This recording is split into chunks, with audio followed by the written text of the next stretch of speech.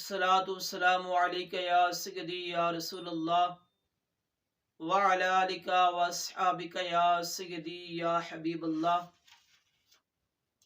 हज़रात ज़ी वक़ार, आज एक नए मौजू के साथ अब आपके सामने हाजिर हूँ। उम्मीद रखता हूँ कि आप इंतहाई मोहब्बत के साथ समाअत फरमाएंगे। आए अपने सबक की जानिब चलते हैं। हज़रात ज़ी वक़ार, उलमाए देवबंद ने इस वाक़ये को नकल किया है कि पाकिस्तान बनने से पहले सियालकोट में एक गांव है जिसका नाम है बड़े गांव। वहां पर मरकजी जामे मस्जिद थी। इलाके भर के लोग वहां जाकर जुम्मा अदा करते, नमाज पढ़ते। जुम्मे का इज्तिमा उसी मस्जिद में होता और पूरे इलाके की बड़ी मस्जिद थी। एक अजीम इज्तिमा होता, मुस्तनद आलिम दीन थे। और उस गांव में एक शख्स रहता था जिसका नाम इमाम दीन या मोहम्मद दीन था। क्या नाम था? इमाम दीन या मोहम्मद दीन था। वो मस्जिद में नहीं जाया करता था, वो नमाज नहीं पढ़ता था। तो जो मस्जिद के खतीब साहब थे, इमाम साहब थे, वो शरीयत के बहुत पाबंद थे।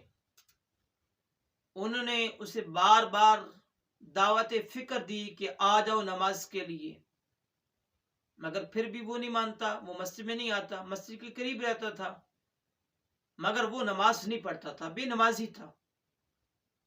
इमाम साहब ने एक दिन ऐलान कर दिया, फतवा दे दिया कि अगर इमाम दीन फौत हो जाए, इसका मैं जनाजा नहीं पढ़ाऊंगा। और मैं ये ऐलान करता हूं कि इलाके का कोई बंदा भी इसका नमाज जनाजा ना अदा करे। अगर फौत हो जाए तो इसका नमाज जनाजा नहीं पढ़ना, नहीं, ना मैं पढ़ाता हूं ना आपने पढ़ना है। इमाम साहब ने फतवा दे दिया। अलगर्ज अब इमाम दीन का वक्त पूरा हुआ। जब वक्त पूरा होता है ना, पता नहीं चलता। तो जब इमाम दीन का वक्त पूरा हुआ ना, इमाम दीन का इंतकाल हो गया, वो फौत हो गया। अब इमाम साहब ने मस्जिद में ऐलान किया, लोगों, इमाम दीन फौत हो चुका है। बड़े गांव वाले, इमाम दीन साहब फौत हो चुके हैं, लोगों ऐलान सुन लो, आ जाओ। उसे गुस्ल भी देना है इंतहाई एहतराम के साथ, फिर उसकी नमाज जनाजा अदा करनी है, फिर उसके बाद एहतराम के साथ उसे कब्रिस्तान में लेके जाना है, फिर कब्र में उतारना है। अब लोग जमा हो गए और लोगों ने आकर सवाल किया, इमाम साहब, कुछ दिन कबल आपने फतवा दिया था कि इमाम दीन मस्जिद में नहीं आता, इमाम दीन ने नमाज नहीं पढ़ी, तो लिहाजा मैं इमाम दीन का जनाजा नहीं पढ़ाऊंगा। और साथ आपने ये कहा था कि गांव का भी कोई आदमी उसकी नमाज जनाजा अदा नहीं करेगा। अब हमें तो पता ही नहीं है कि इमाम दीन का इंतकाल हो गया, आप खुद ऐलान करके लोगों को जमा कर रहे हो, आखिर वजह क्या है? इमाम साहब रो के कहते हैं, लोगों,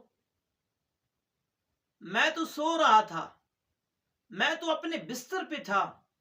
मेरी ख्वाब में इमामुल अंबिया जनाब मोहम्मद मुस्तफ़ा सल्लल्लाहु अलैहि वसल्लम तशरीफ लाए।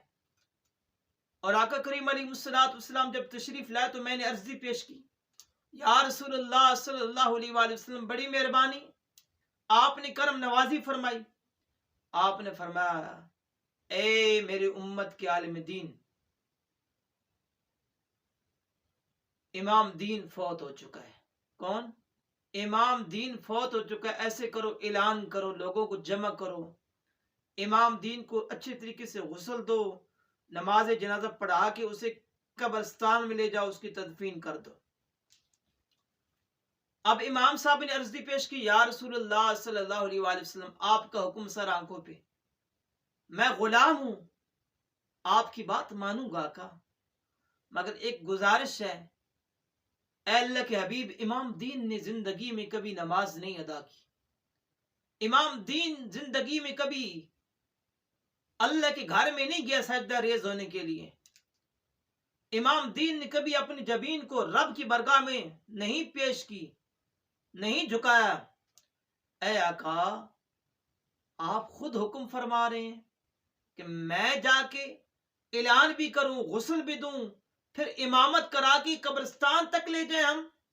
آقا آپ کا حکم ہے, سر آنکھوں پہ ہے, مگر اتنا تو بتا دینا امام دین میں ایسا کمال کون سا تھا. اب امام الانبیاء علیہ الصلوۃ والسلام اپنے امت کے عالم دین سے مخاطب ہو کے فرماتے ہیں, اے امام صاحب, آپ کی بستی میں کچھ دن قبل بارش آئی تھی؟ جی آقا, بڑی طوفانی بارش آئی تھی, بڑی تیز بارش, شدید قسم کی بارش آئی تھی, آندھی کے ساتھ.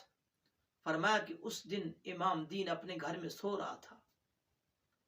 جب بارش شروع ہوئی, اس کی بیوی نے کہا کہ امام دین ایسے کرو, چھت کے اوپر لکڑیاں پڑی ہیں, چھت کے اوپر لکڑی ہیں, ان کو اٹھا کے نیچے لے آؤ تاکہ صبح آگ جلائیں گے کھانے پینے کے لیے, کھانے کے لیے آگ کی ضرورت پڑے گی جب, تو لکڑی جلانی پڑیں گی. تو بارش شدید آ گئی ہے, بارش تیز ہے, لکڑی جو ہے نا وہ گیلی ہو جائیں گی, پھر انہیں آگ نہیں لگے گی. امام دین چھت پہ جاتا ہے اپنی گھر کی لکڑی اٹھانے کے لیے, لینے کے لیے, تاکہ نیچے اتار کے رکھ دیں. تو امام دین کی نظر پڑی کہ مسجد کے دروازے کھلے ہوئے ہیں, مسجد کے روشن دان کھلا ہوا ہے, اور بارش کا پانی مسجد کے اندر جا رہا ہے. امام دین نے لکڑیوں کو چھوڑ دیا, بھاگ پڑا مسجد کی جانب, بھاگتے بھاگتے جا کے مسجد کی روشن دان بند کرتا ہے, دروازے بند کرتا ہے, اور جو اس کے پاس کپڑا تھا, جو اس نے سر کے اوپر دھوتی باندھی ہوئی تھی, اس کے ساتھ جا کے مسجد میں صفائی کرتا ہے. کیوں صفائی کرتا ہے؟ کہ صبح کی نماز ادا کرنے کے لیے رب کے بندے یہاں پہ آئیں گے, ان کے کپڑے خراب نہ ہوں, انہیں تکلیف نہ ہو جب وہ نماز پڑھے تو مسجد میں پانی نہ ہو, کیچڑ نہ ہو, کچی مسجد تھی نا, کیچڑ وغیرہ نہ ہو, ان کے کپڑے خراب نہ ہو, ان کے جسم خراب نہ ہو.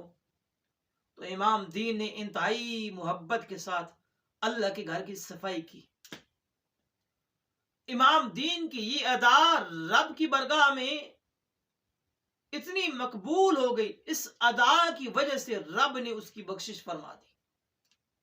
تو اس لیے میں تمہیں حکم دیتا ہوں, تم اسے غسل بھی دو, نماز جنازے کی امامت بھی کرواؤ, اور ساتھ قبرستان میں جاؤ, اسے قبر میں اتار کے بھی آؤ.